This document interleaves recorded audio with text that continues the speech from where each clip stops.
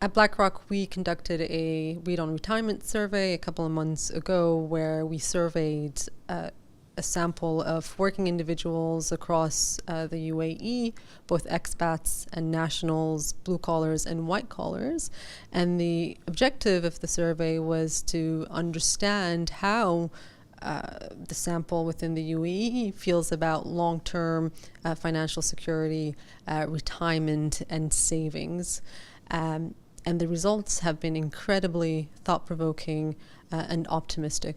Sure, retirement as a concept is very strategic and structural in nature, and you're right in that there's been varying events over the course of this year, but we don't think it changes in any way the takeaways from the survey.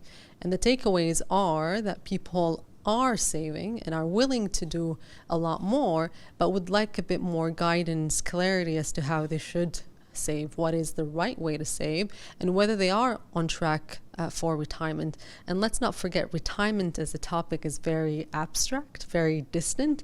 And in fact, one of the findings in the survey is that people find it very difficult to think about 30 years down the line, understandably so. And I think this is where it's very key to build the right retirement systems to accommodate these sort of challenges.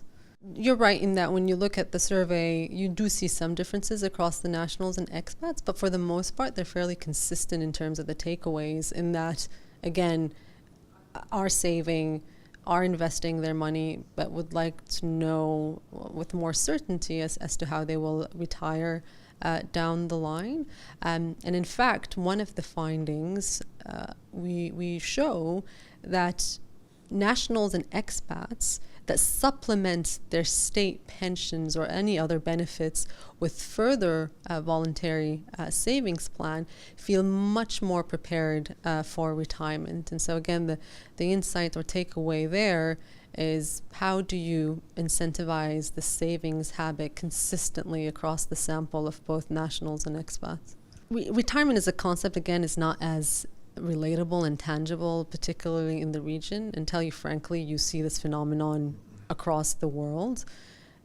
Really, we should start investing and saving from early on. One of my colleagues referenced the German plan that looks to start from when the person is still a child.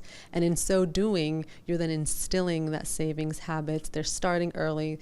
They start to be a lot more aware from very early on. And so my recommendation to anyone watching this or reading the report, in that, start saving, investing as soon as possible. And also make the distinction that it's one thing to save, it's another how you save. Right? You can take your cash and put it in a savings account. That's not going to retire you comfortably. You want to put that cash to work, but in the most sensible way. And this is, again, where a trusted financial institution comes and helps. You're right, there are various plans in the region. I think at a macro level, there needs to be coordination across these various plans to ensure that we are adhering to best practices. Now, to your question, which plan should I subscribe to? This is, again, where perhaps we need to add in more information to the system in order to guide people like yourselves, like myself, as to where they should invest their money. And similarly, there needs to be much more financial education, financial awareness, where, again, some of the trusted institutions can support that. You raise an excellent point.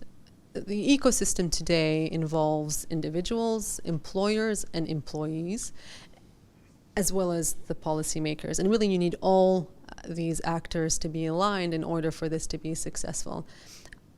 Employers have the duty to look after their employees. And in fact, savings solutions, long-term workplace savings solutions, can act as a talent retention tool. And so it's a win-win for both the employee and the employer, and that the employer can then retain talent, and that reduces turnover.